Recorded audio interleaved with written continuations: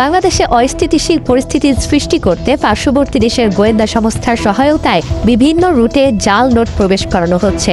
খবর অনুযায়ী প্রায় 2 লক্ষ কোটি টাকার সমপরিমাণ এই নকল নোট দেশে আসছে।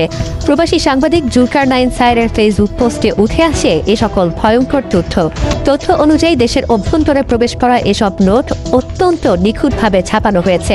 কাগজ, নিরাপত্তা সুতা, হোলোগ্রাম প্রিন্ট সবই মূল বাংলাদেশি নোটের সমতুল্য।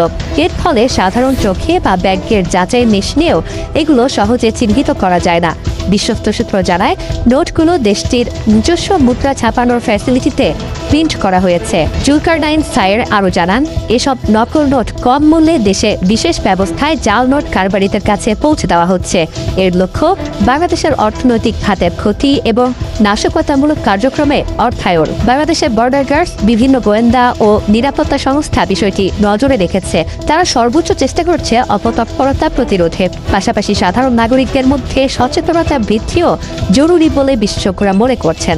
বিশেষ করে জাল নোট চিহ্নিত করার নিয়ম এবং ব্যাংকিং লেনদেনে সতর্ক থাকার পরামর্শ দেওয়া হচ্ছে।